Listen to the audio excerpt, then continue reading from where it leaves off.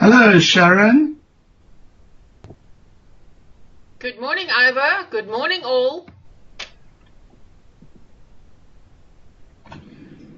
Are we coming through clearly, Sharon? Loud and clear on my side. Thank you, Ivor. Thank you, Ivor. Okay, excellent.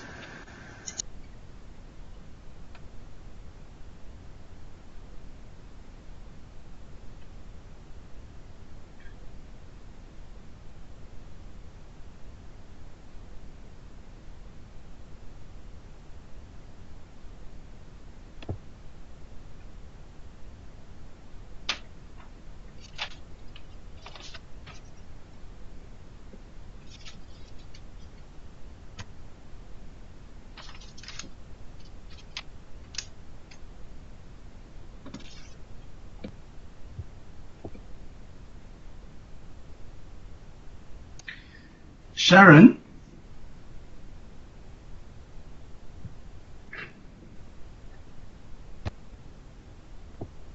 I'm here.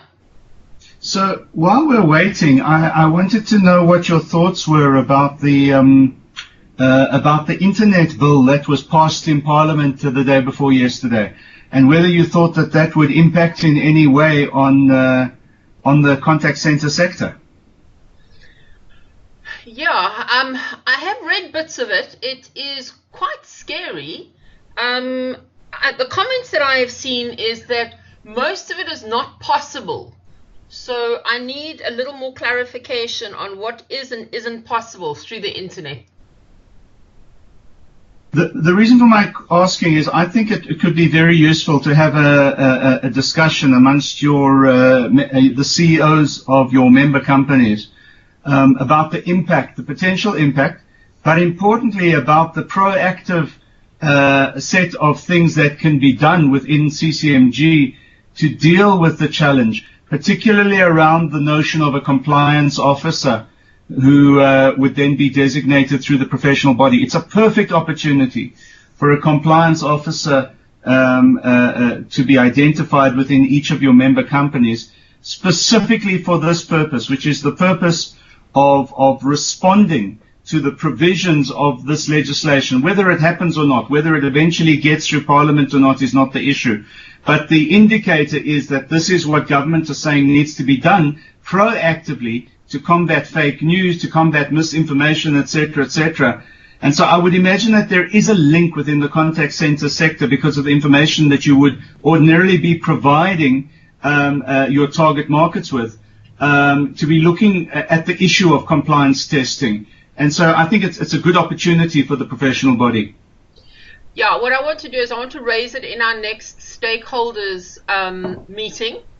But yeah, it's a good thing to get involved now. As you say, it may or may not, but rather than the skills development thing, which we only came across after the event, get involved now and at least have our say and start now. Absolutely. All right, thank you. So we're making contact, let's say, in 5 minutes, and we start in 5 minutes?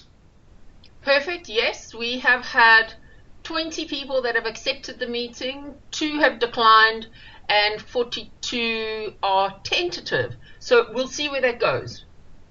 And I see that besides you and myself, there are 5 people so far on the line. Yes, I've already greeted them and very excited. I mean, guys, you're all on time and we love it. So we start in 5 minutes. Fantastic.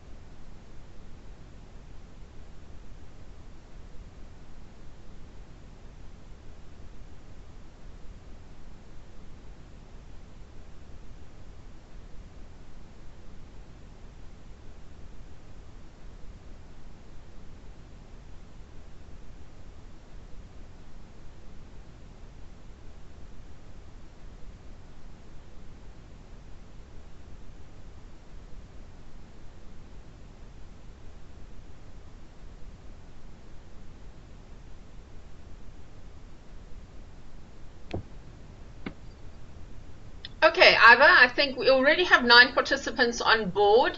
Let's not waste any of their time. The rest will join us as and when, but I think we should start. So welcome to everybody and thank you for joining us. I think you're going to see today has got a pretty exciting agenda, and there is a lot that the CCMG are currently doing that Iva is going to take us through. So Iva, over to you. Thank you very much, Sharon, and thank you so much for allowing me the opportunity to address the CCMG partners on what I think is a critical issue at a critical time, and very, very importantly, a huge opportunity, an opportunity for the contact center sector to say to those detractors who talk about having a relationship with recruitment, particularly temporary employment suppliers, but also traditional recruitment suppliers, who talk about that relationship and characterize it as labor broking and has somehow a set of activities that should be avoided. I think this is an opportunity for the CCMG to turn around and say to all of those detractors, we have a working mechanism in place. We are not going to take this criticism, and importantly, it's our job to defend our partnerships with companies upon whom and from whom we've been relying for these kinds of services for years, if not decades, historically. So Sharon, thank you very much. There are 4 issues on my agenda for this discussion today, and I'm sure that in the course of our discussion, many pointers will come up, and Sharon, you will also add points. But basically, I just want to talk about the CCMG strategy as an employer association.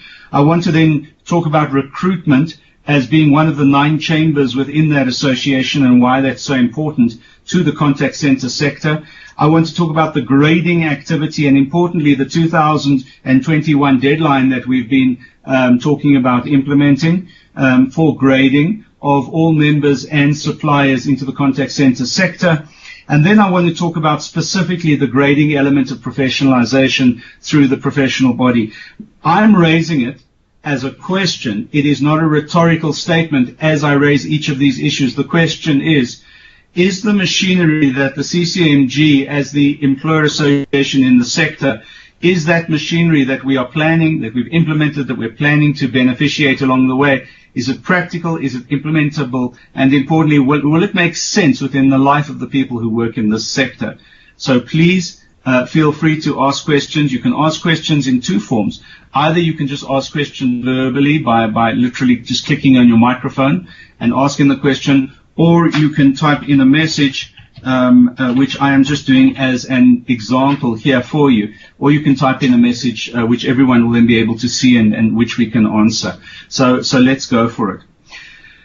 So, ladies and gentlemen, the first thing that I'm extremely excited about in the relationship with the CCMG that I have is that the CCMG is now very much seeing itself as an employer association, an association of employers who want to govern themselves in a self-governed, systematic way, importantly, that want to affect the trading relationships, both with their peers, as much as with government, as much as with international organizations from an inward-bound perspective.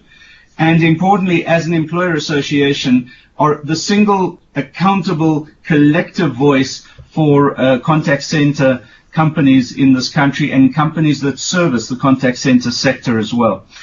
The impact that we're hoping to have is of a legislative nature all the way through to NEDLAC, the National Economic Development and Labor Council, which is where all the legislation and the regulations get debated and agreed on before they go to Parliament or before they go back to a government department.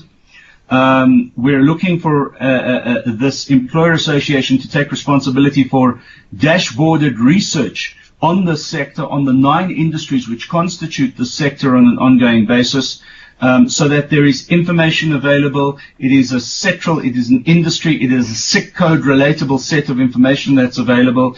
Research is regularly commissioned. Universities and institutions of learning and institutions of research are comfortable with the quality and the frequency and the nature of research that we want to be asking them to do on behalf of the sector. And importantly, the research base that we create in the process is the base upon which inward-bound investment considerations can be informed. Because as things stand at this moment in time, we all know that there is very little reliable, up-to-date, dashboarded information that's available from the sector, within the sector, and about the sector, and it's just not acceptable. Not for a sector that wants to be seen as self-governing, not for a sector that wants to be seen as resilient and isn't needing government interference or interference of the trade union movements, etc., etc. Self-governance means taking responsibility for these things. So that's the employer association, and what we're going to be talking about today is driven from the perspective of the employer association. It is driven from the perspective of saying that taking care of ourselves and being responsible for our own destiny means a certain number of things, including defining and managing and self-regulating the relationship with the recruitment sector, permanent recruitment, temporary employment, etc., the entire ambit of the recruitment sector. That is currently not the case. There is no collective management of recruitment placement into the sector through any organizations at this moment in time. And what we're saying as a CCMG is for our members, on a voluntary basis, our members are saying they want to see a formalized set of processes and policies in place for how they deal with the recruitment sector and recruitment companies. Because ultimately, and this is where this discussion starts, ultimately the debate is really around joint and several. It is really about, ultimately, after 3 months of activity, or really after at least a third of the contract period of activity, the accountability for the destiny of those individuals and those employees shifts away from the temporary employment or the recruitment company and shifts on a mutually owned basis to the employer as well. And so whether the employer likes it or not, they become jointly and severally responsible for the destiny of those employees. And in doing that, they need to be taking that responsibility seriously. And that's why the CCMG is becoming involved in this debate and in this process. My view is that it's all good, that there's no downside, there's no negativity. And I would be very pleased to be hearing from you what your concerns might be about what it is that we're going to be suggesting. Before I move beyond just the bare bones of the Employer Association objective and mission of the CCMG in terms of the 9 chambers or 9 industries within what we've identified as the contact center sector, Sharon, maybe you want to give an understanding of what those 9 industries are. We know that recruitment will be one of them, but what are the other 8 industries which make up what we regard as the contact center sector?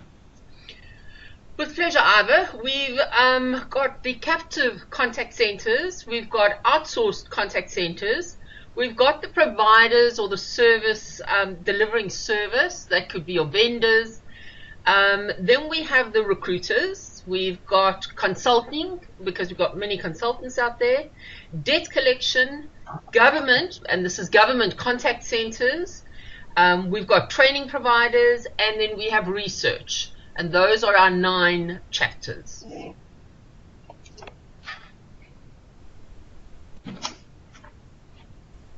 So, Sharon, for me, what is important in this discussion is that there are some of those industries, for example, debt collecting, which have associations, have some kind of a self-governance mechanism in place. It is not the intention of the CCMG, the way I understand your objective, it is not the intention of the CCMG to replace those relationships, but really to enter into MOUs with those associations, etc., so that within the scheme of contact centers, they are accountable for those relationships, and we want to hold them accountable for those relationships. I see there's a question from Samantha that says, when you say employer is responsible, does this mean that if and when the contract ends, the employer is responsible to pay retrenchments, and must the employer pay leave pay to that employee? So, Samantha, thank you for your question. Let me say that this is less a discussion on joint and severable, except for me to say that in terms of the definition of joint and severable, the employer becomes mutually accountable for all of what you're asking about including the necessity for severance, should severance become necessary down the line. Maybe what we should do, Sharon, is put this aside and say that if there is a need amongst the recruitment members of the CCMG or companies in the recruitment sector supplying into the contact center environment, if there is a need to discuss joint and severable, maybe it would be opportune for us, Sharon, to organize a specific online discussion around joint and several and how it works. And I might even see if I can get someone like Johnny Goldberg involved in the discussion.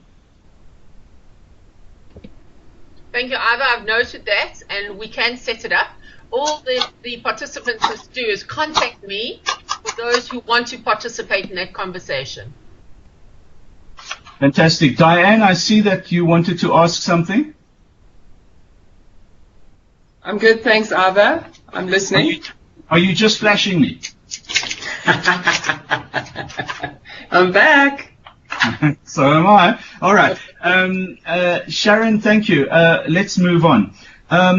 Recruitment as one of the 9 chambers. Right. So what we want to do is we want to make sure that the recruitment suppliers to the contact center sector are collected into their own chamber within this structure that we're putting together as an employer association for purposes of engaging on best practice policies, processes, and to some extent a best practice self-regulated environment between recruitment companies and contact center companies, so we can say to the outside world, there is no need for interference. We've got this. We do not need external interference in these relationships, and we are quite comfortable as a contact center sector. We are quite comfortable in fact, then defending our relationships with the recruitment sector, which, as you know, sometimes get a very, very bad and unwelcome, unwarranted, I believe, reputation, and smack, quite frankly, which very often is an opportunistic smack, be it from government or from the trade unions. So insofar as the relationship with the contact center sector is concerned, we want to regulate the relationship with the recruitment suppliers into the sector as partners of ours, and as partner suppliers of ours, we want to be able to say that there is a mutual set of policies, mutual appreciation, and working together. The recruitment chamber will be one of the 9 chambers within the employer association. It will be driven by recruitment companies themselves. Amongst recruitment companies could quite easily simply be reflective of your existing governance structures, if that's what you desire as a group of recruitment companies. Alternatively, the office bearers might just be elected from within those chamber participants themselves, although we would want to enter into MOUs with those other pre-existing organizations. So here's the thing. The intention then is to make the following kind of statement.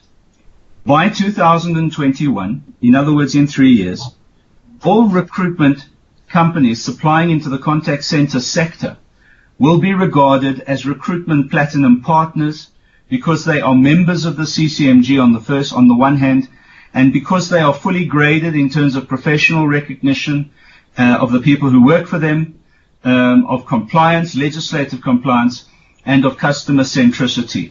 The grading mechanism, which is being implemented by the CCMG for its members, will in fact be a 4-star grading mechanism, but these are the 3 elements of that 4-star mechanism which relate specifically to the contact center sector. And what are we saying here? That it becomes the certification of CCMG partner members upon which they can then rely as suppliers of choice into the contact center sector, because they've attained the necessary requirements for professional recognition of the product that they sell into the sector, that they manage into the sector. They have attained the necessary ratings in terms of BBBE certification as suppliers, etc., etc. And importantly, from a customer centricity point of view, both the companies are responsive to the needs of the contact center companies themselves, their clients, as well as the ratings of those staff who work for those recruitment companies are at a level, those customer-centric ratings are at a level which is then acceptable to the CCMG as the association within the sector, and therefore to the members of the CCMG for on-selling. So that's a big statement. And let me pause at this stage and say to you, ladies and gentlemen, of whom there are 11 now online besides Sharon and myself, companies online. We need you to buy into what it is the CCMG is trying to do here. It is not a solution that every recruitment company will want to participate in. It is a solution which is designed to recognize excellence in the relationship with the contact center sector or federation of industries. But like I say, it's not going to be accepted. It's not going to be bought into by every recruitment company out there. But ultimately, we're going to say to our members, please don't use recruitment companies that are not in the game that we're creating with the recruitment industry, because they are, quite frankly, they're not accountable. Your relationship with them is very much on a business procedure driven. It's not standards driven. And ultimately, it's not something that can then be on-sold both to potential client companies in the country as well as international inward-bound investors. Any comments about what it is that the CCMG is proposing to look at in this regard?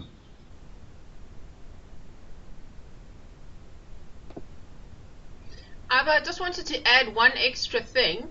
When we are looking at professionalization of the industry, we want to see the recruitment companies making sure that designations and professionalism is encouraged, as in when they're advertising to say a professional designation is preferred, because there's a whole lot that still goes with that.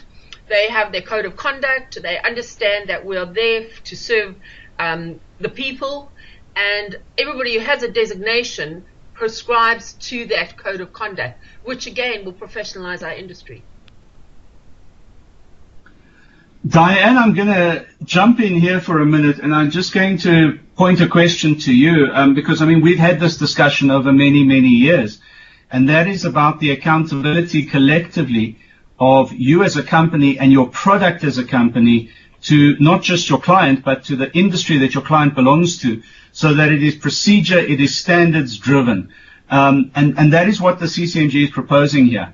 How do you feel about that? Ava, can you hear me? Yes. Okay.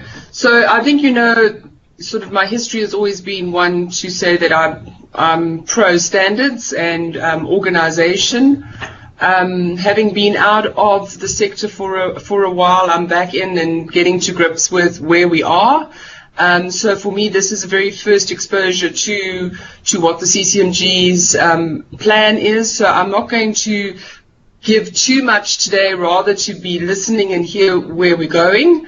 I'm taking up a role back into the space, so very keen to hear, after all the work that was done through SABS and so on, and the work that we've done since, in my time, 2004, solidly.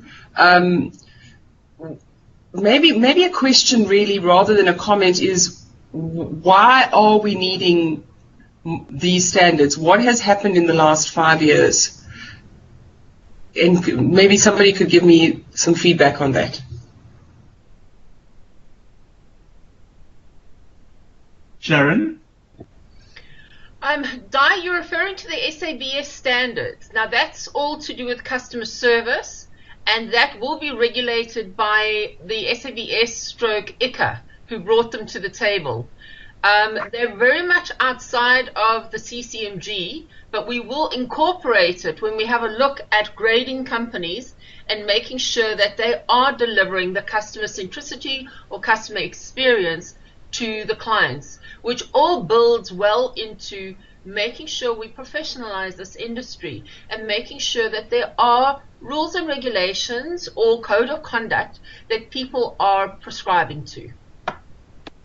Let me jump in here as well and say this in answer to your question, Diane. The reality is that there are some recruitment companies that play the game, that have sought professional recognition for the people that they're supplying into the sector, but they're very much in the minority. Now, the CCMG, as an employer association, obviously has a very close relationship with the professional body. In fact, it manages the professional body within the contact center sector.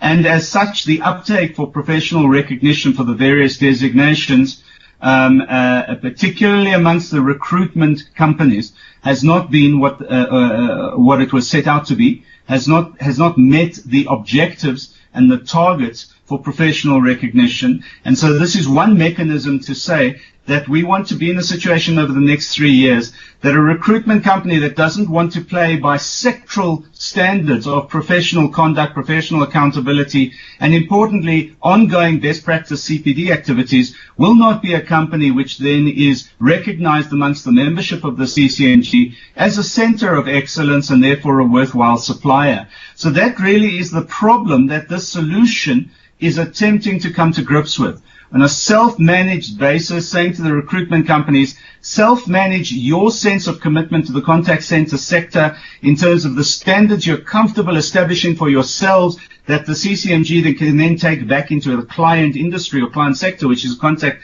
center companies, that you're prepared to live by, that you're prepared to strive towards. And so via the grading mechanism, the CCMG will play honest broker in measuring how you attain your own objectives in the professional beneficiation and therefore the professional recognition of the people who work for you within your client companies.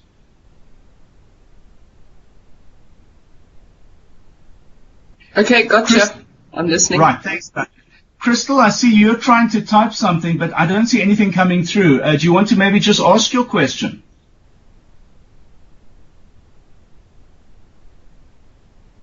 Crystal? Hi, Ivor. Yes, can you hear me? Yes, we can. I think I've been trying to type, but I think it's probably better to maybe just pose my question. I was wanting to find out, if you refer to supplying contact center employees, are you talking about permanent employees, or are you talking about temporary employees? And then also, how would our involvement be with the CCMG? Would it be a partnership, or would it be only just supplying call center people to your company?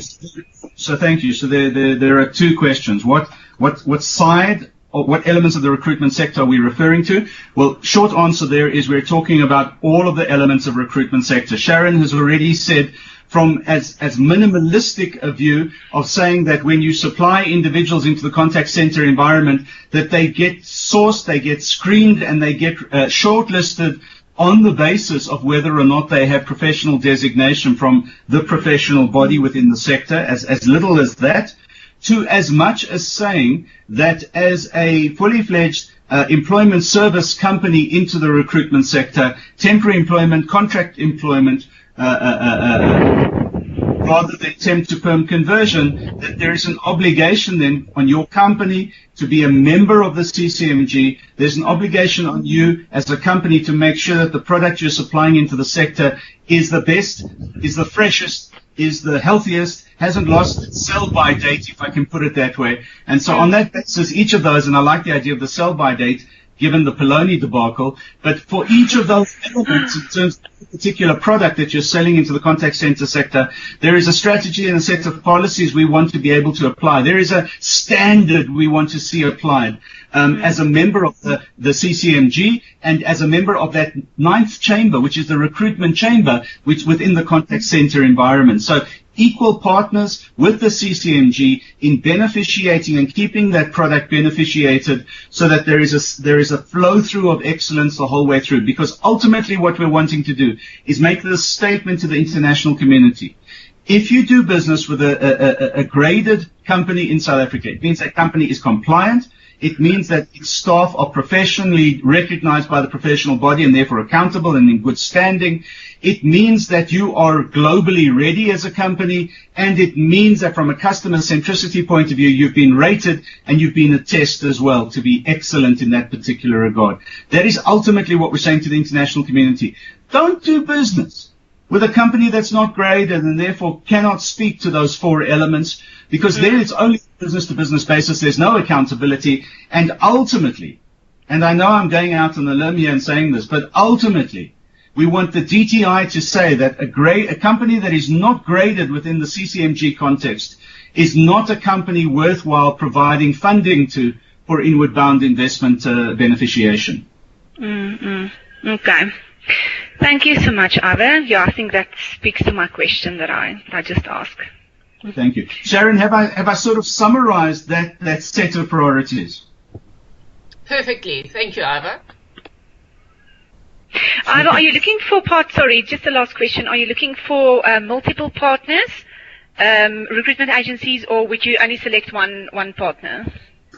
No, Crystal, the object of the exercise is not to select partners. The object of the exercise is to collect all recruitment suppliers into the contact center sector and say on a blanket basis to all players in the sector, we need you to become graded over the next 3 years. These are the 4 elements of grading so that we can register you, we can grade you, and collectively then our members have the sureness of mind, the peace of mind to know that if your name appears on the list, if you're graded on that list, that they can do business with you. There's an audit trail, there's a sense of accountability, etc. So we're not looking to do business with you to sell your services amongst our member companies.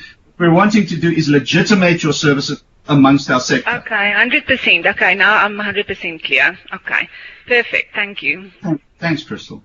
All right. Can I ask a question, Ivor? It's Diane. Yes, of course you can, Diane. So just due to my lack of presence, what has been the driving force here to, as you say, professionalize and legitimize the sector?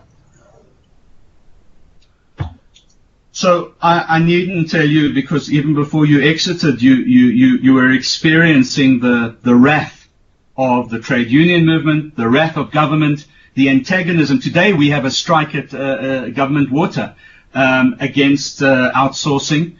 So I needn't tell you that is not an argument that has been put to bed, even though we know it started in 2007. It's not an argument that's yet been put to bed. And so all industries and sectors are being asked to account for how on earth can you as a sector, the contact center sector, justify doing business for temporary employees with the recruitment sector? How is it justifiable given this swarm of antagonism and negativity about outsourcing in this country? And so every industry that deals on a collective basis with outsourcing is being asked to account not just for why it continues to promote the opportunities for outsourcing, but why it doesn't actively campaign against outsourcing.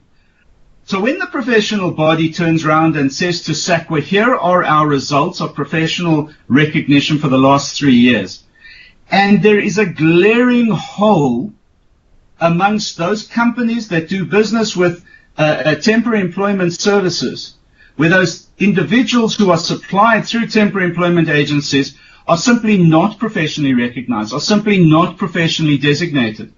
Then government turns around and says, look, as a professional body, you're responsible for making sure that the people who work in your sector are professionally recognized, accountable, participating in continuous professional development, etc., etc., etc.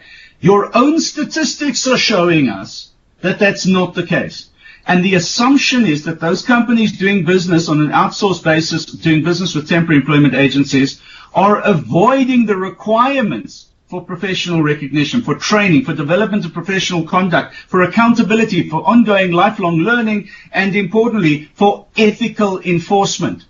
And here there are a whole lot of peripheral arguments about fake news, fake information, misinformation, the Net One fiasco that's going on with SASA at the moment.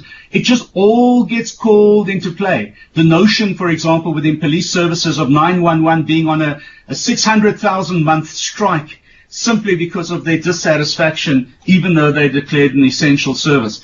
This all has a bearing on why we're doing and why we're talking about what we're doing. And so in that regard, it is the justification for what we're doing. We're saying collective standards that the recruitment sector itself are prepared to accept, and that the contact center sector itself are prepared to live by and accept as standards for application of these contracts. It is for that this is now a prescient discussion. I see that there is, sorry, I hope I've answered your question, Diane. I see that there is a statement, there are a couple of statements, I'll read them. Chrissy says, very good point. There are many of us trying to do the best we can with the legislative changes. However, we need everyone on board. Well, that, Chrissy, is very much the objective in creating a chamber within the contact center sector, a chamber for recruitment, to say that we need information sharing, we need decision making, we need strategies around policies and standards that you guys are prepared to play by within the contact center environment. We do not want to see, and this is very important, and I just want to emphasize this point, there has been a call amongst government services using outsourcers. There has been a call amongst those services to develop procurement standards and guidelines for recruitment agencies that will then be applied across the public sector and across the state-owned enterprise sector, which then means that when you want to tender for your services to those agencies, government businesses, local, provincial, national, and even businesses that work with government services, that you would be then required to be vetted against the standards that they're talking about establishing, which are both occupational and competency standards and behavioral standards. What the CCMG is saying is we don't have a problem with standards, particularly and even procurement standards. But the on-sally for those standards, the model for those standards, should come from the recruitment sector working with the CCMG as a partner in the first place, and then be engaged upon by the public sector, by the SOE sector, and by any other sector that wants to apply those standards. You can only do that if you've got a chamber within this employer association, which is for the recruitment sector, by the recruitment sector, and about the recruitment sector. So it's self-governing within the contact center environment that is responsible for the development of those standards, and then for forwarding and on-forwarding those standards to the client sectors, the client industries, public and private out there. So that ultimately is the objective, Christy. Thank you for that question. Seri says, hello, Seri, Kerry Clark from Transman. When the organization is audited, what would you be looking at? Important question. So, Kerry, thank you for that. The grading mechanism is a combination of an initial self-audit, an external moderation, and then a final verification. So most of the work will be done internally by yourselves from a compliance perspective against one or more of those four elements, whereafter it will be externally moderated and then finally verified by a panel of external verification.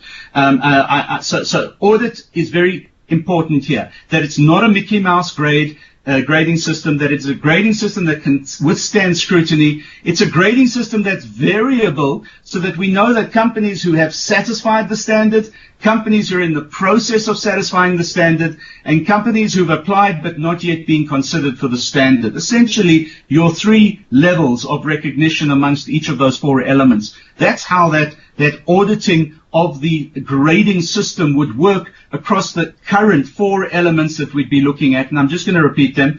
Compliance, which is everything from BEE through to annual legislative compliance, number one. And that's mostly a desk-based exercise that gets verified. Number two, professional recognition, which is a report from the professional body, which is a correlation of the people who work for you that you've placed into the sector against their professional standing or status. And that will most probably be an internal report for you to prepare, because you do not want to necessarily release your databases to the industry or the sector as a whole of your product, and we fully understand that.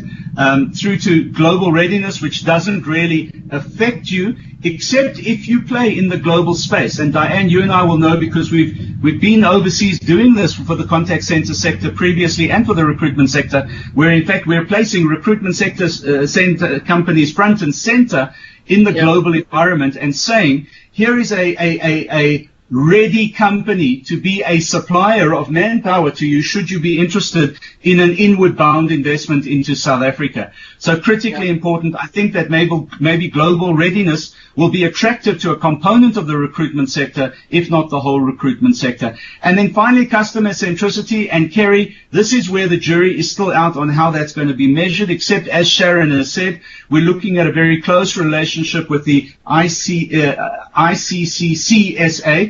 which essentially manages the ISO standard, the customer centricism standard, the ISO one, of which South Africa is the secretariat, as you know, and secondly, the South African Bureau of Standards one, which is the operational application within the contact center environment. So it's those four elements, and then it's they comply, they're in the process of complying, or they've applied but they're not yet ready to be considered for grading. So that's Kerry's question. I hope I've answered it for you, Kerry. Then Christy again says, how will the grading work? I hope I've explained that a little bit. That you will be expecting. Yes, I hope I've explained that. Kevin Reddy says, hi, Kevin here. APSO requires a professional to write a board exam to show one approved. Will the CCMG do the same? Well, that's what professional designation is, Kevin. It's already in place. There is already a designation process in place for contact center jobs, contact center practitioners out there. Sharon, maybe you just want to give a very brief delineation of the different levels of those designations. Yes, definitely. We have 5 designations which are registered and approved by SAQA.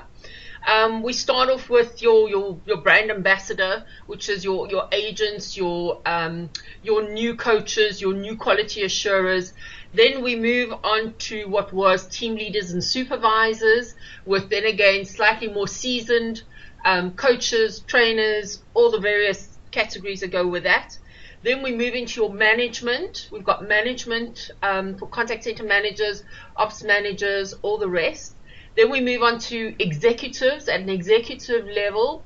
And our last one is for the business analysts, the data analysts, at quite a high level, because it is what currently is your NQF7, but things will start changing as we go through the change of the qualifications. But as designations, we start at a level 3 and we go to an NQF7. We cover 39 roles within the contact center industry. Thank you, Sharon. Let me also say this. I'm going to be pushing you very hard now, and I know it's not my role to push you, but I'm going to be pushing you anyway, to sooner rather than later for us to delineate the compliance officer designation to ensure that whatever happens after yesterday's vote in Parliament, we are ready. We can turn around and say that as far as our sector is concerned, we have an individual identified in the workplace. They certainly wouldn't be a technician, but they might be at the operator. They'll certainly be at the chartered level of professional recognition, might even be at the master level of designation. But wherever they are, that individual is accountable ultimately for compliance in terms of whatever becomes compliance standards, for what is posted online, for information that is provided over the telephone, etc., etc. Because unless we can show that there is a compliance officer on every floor, amongst all of the seats, and that compliance officer plays the same role that an auditor on the floor of a finance house would be playing, and as you know, that's very often the most hated people on those floors.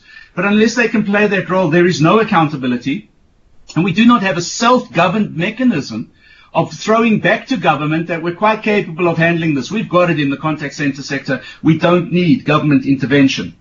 We're looking for a working MOU with whatever organization is eventually set up by government, because we've got the people already designated in the workplace. So Kevin, my answer to you is that whereas the recruitment industry has if you want, a proficiency examination, we are saying a proficiency examination and standard to achieve for each of the technical operator, professional practitioner and master practitioner levels of the designations that Sharon spoke about. That's been in place for 3 years. In fact, what I'm very pleased about with the contact center professional body is that it's been through its second iteration and audit with SAQA. It's been relicensed by SAQA. Its designations have gone through a maturation process because the industry has been working with the CCMG to mature those initial designations. And I think that collectively that's something you can all be very, very proud of, because very few industries have in fact done that.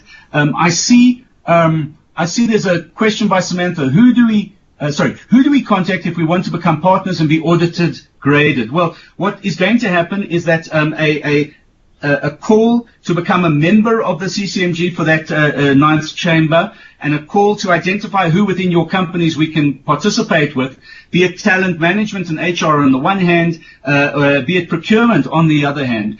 We will be setting up those focus groups to make sure that we properly develop that chamber within the contact center sector of 9 industries so that it's ready to hit the ground running, Samantha. So thank you very, very much for that question. All right. Fantastic. So I see there's another. Kevin says your answer has been rather comprehensive. Thanks, Kevin. I hope I didn't go overboard in saying what it is we're intending to do. All right. So I just want to reiterate, ladies and gentlemen, we are saying by 2021, we will have registered, we will have graded those recruitment companies that want to play in our environment of a sector with us in the sector as partners, not as second-class citizens, not as suppliers, as partners with us in managing the contact center environment, because ultimately you employ up to 60, sometimes 80% of the people who work in our member companies, and as such you truly are partners. But you have an accountability and a responsibility, not only for training and development and beneficiation of your product, but for the professional recognition of the people you supply into our member companies. We are saying by 2021, the CCMG only wants to represent those contact center companies that want to play by the systems we are collectively putting in place and want to do business with recruitment companies that are there because they've been graded for the right reasons as centers of excellence, aspiring to become centers of excellence, or having applied and are on the route to becoming centers of excellence as recruitment companies within the contact center environment. We can't do more than that, but that certainly is where we're trying to go with this thing as we speak. Sharon, I don't know if you want to add anything? 100, Ivor. That's what we're doing, and we're going to look at each one of those 9 chambers to deliver that. Fantastic. I think it's going to be a lot easier amongst the recruitment sector than it is amongst some of the others, because unfortunately this is something that, and Diane, I know I'm beating a dead horse here, but this is something we spoke about in 2003, something we initiated in 2005. It is a relationship that DTI came into with us initially, but which has not been expanded upon or expounded upon. And so now in 2018, we're still asking for the same thing. And this is the CCMG saying, we draw the line now. We're going to make it happen with or without DTI and whichever other organizations want to play with us, because it's on a voluntary basis. It's only those companies that want to play with us. We're not forcing anybody else to play with us. Can I ask a question, Ivor? Are we setting our own standards, or is there any global, international influence? So Sharon, maybe I can ask you to answer that question. Yes, definitely. We don't want to move away from the rules and regulations that APSO have. So we're looking at, bringing it into what we expect of people to deliver.